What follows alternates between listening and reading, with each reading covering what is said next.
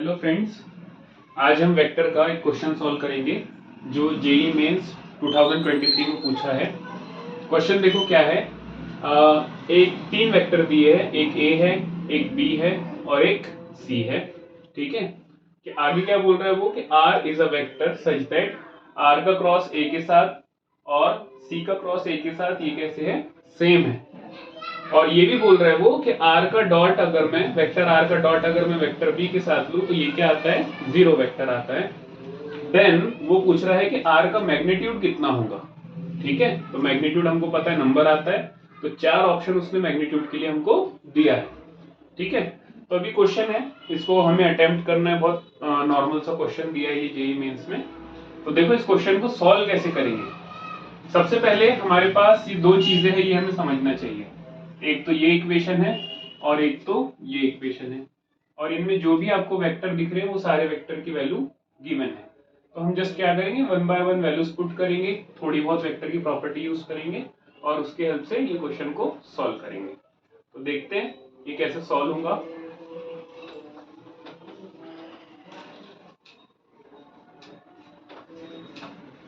सबसे पहले तो देखो हमें यहाँ पे क्या दिया है कि आर का जो डॉट है, आर का जो क्रॉस है ए के साथ, ये सेम है किसके, सी और ए के क्रॉस के साथ। ठीक है, तो अब मैं क्या करता हूं, मैं ये सी क्रॉस ए को लेफ्ट में शिफ्ट करता हूं। तो ये क्या हो जाएगा, R cross A minus C cross A is equal to zero. Therefore अब क्या करने वाला हूं मैं, दोनों साइड से कॉमन ले लूंगा ए। तो ब्रैकेट में क्या बचेगा, यहाँ बचेगा आर वेक्टर माइनस यहाँ बचेगा सी वेक्टर। और इसका क्रॉस किसके साथ ले रहे थे हम, ए के साथ, इज इक्वल टू जीरो। ठीक है, तो ये जो गिवन इक्वेशन थी इससे हमें मिला आर माइनस सी का क्रॉस ए के साथ कितना आ रहा है, जीरो। अब ये देखो, अगर किसी वेक्टर का क्रॉस दूसरे वेक्टर के साथ जीरो होता है तो वो दोनों वेक्टर कैसे रहते हैं, पैरेलल। पैरेलल बोलो या फिर कोलिनियर बोलो। अब पैरेलल या कोलिनियर वेक्टर है तो हम क्या कर सकते हैं, एक वेक्टर को दूसरे वेक्टर के स्केलर मल्टीपल में लिख सकते हैं। जैसे ये एक वेक्टर है और ये एक वेक्टर है। फॉर एग्जाम्पल ये ए है और ये क्या है, बी है। और ये दोनों वेक्टर कैसे है, पैरेलल है। ठीक है, तो अब ये पैरेलल वेक्टर है तो हम या तो ए को लिख सकते हैं स्केलर मल्टीपल ऑफ बी, या फिर हम बी को लिख सकते हैं स्केलर मल्टीपल ऑफ ए। एक ही बात है। ठीक है, तो अब यहाँ पे क्या हो रहा है कि ये दोनों वेक्टर का क्रॉस जीरो आ रहा है। तो यहाँ पे क्या होगा कि दोनों वेक्टर कैसे हो जाएंगे, पैरेलल। ठीक है, जब क्रॉस जीरो आता है उस वेक्टर का किसी वेक्टर के साथ तो वो एक ही सिचुएशन बनती है वहां पे कि वेक्टर्स कैसे हो, वो पैरेलल हो। ठीक है, और पैरेलल का कंडीशन क्या होती है कि एक वेक्टर को आप दूसरे के स्केलर मल्टीपल में लिख सकते हो।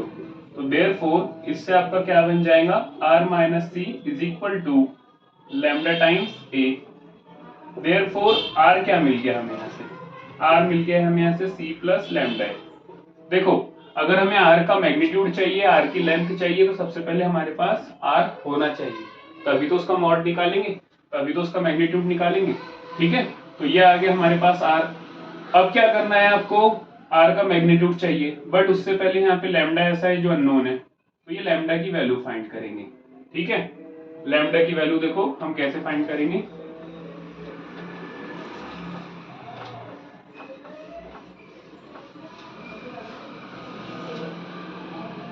हमारे पास एक चीज गिवन है क्या, कि आर का डॉट अगर हम बी के साथ ले तो वो आता है जीरो। तो इसका अब हम यूज करने वाले।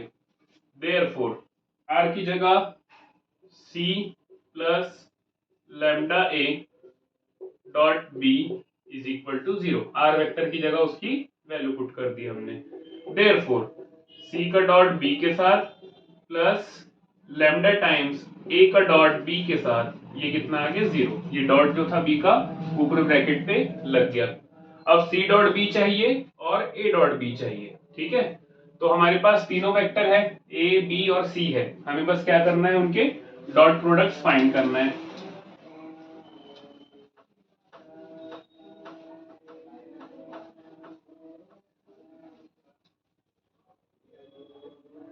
तो देखो सी का डॉट बी के साथ, सी का डॉट बी के साथ इज इक्वल टू, सी कितना है, आई प्लस टू जे माइनस थ्री के, और यहाँ पे बी, बी क्या है, आई प्लस के ठीक है, इज इक्वल टू, अब डॉट लेना है तो डॉट का रूल क्या होता है, सेम सेम के साथ वो आंसर देता है, दूसरों के साथ वो जीरो देता है।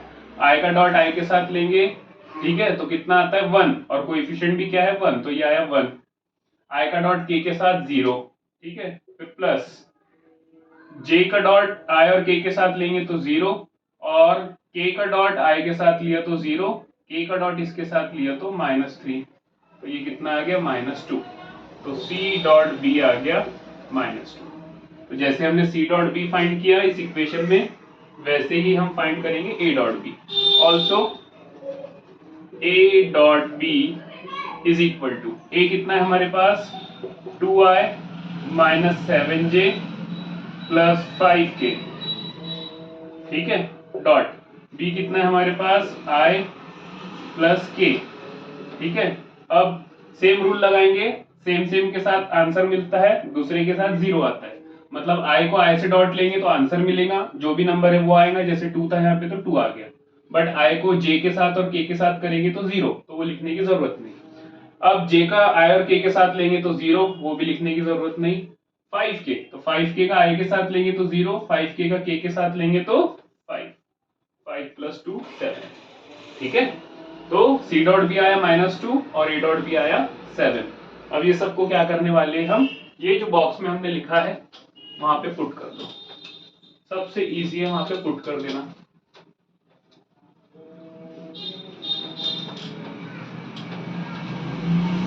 तो देखो क्या हो जाएगा, देयरफॉर -2 प्लस लैम्डा टाइम्स कितना है a डॉट बी है 7 is equal to 0, therefore lambda is equal to -2 उधर जाएगा तो ये हो जाएगा 2/7, ये आ गई लैम्डा की वैल्यू, ठीक है। क्या हो गया, ये आ गई लैम्डा की वैल्यू।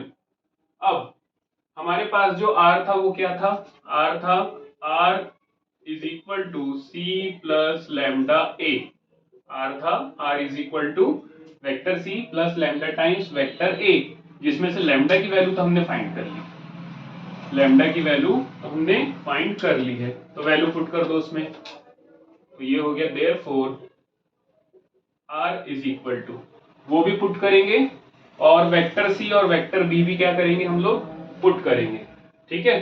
तो वेक्टर सी कहाँ है, यहाँ पे दिख रहा है क्या वेक्टर सी, नहीं दिख रहा, ठीक है, तो मैं यहाँ पे देख लेता हूँ। सी कितना था हमारे पास i + 2j - 3k, ये था i + 2j - 3k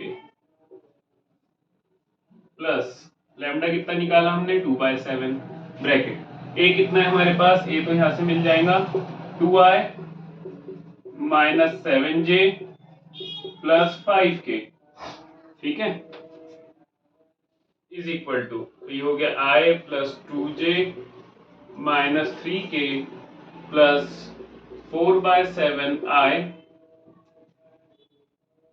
-7 से 7 कट हो जाएगा 2j प्लस 10/7k, ठीक है।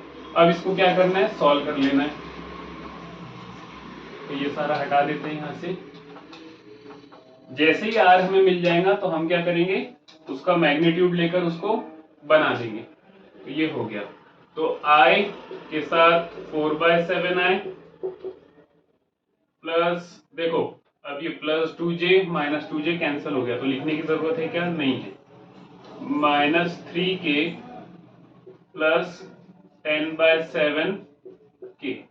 अब इनको एलसीएम ले लो, तो 7 + 4 11/7i, ठीक है, और यहाँ पे क्या होगा 7 3 are 21, 21 + 10 तो -11/7, और यहाँ पे आएगा k। तो ये देखो ये हो गया वेक्टर r। थोड़ा थोड़ा हम लोग स्किप कर करके कर रहे हैं क्योंकि शॉर्टकट्स में ही करना है हमें, ये मेंस का क्वेश्चन है। देयरफॉर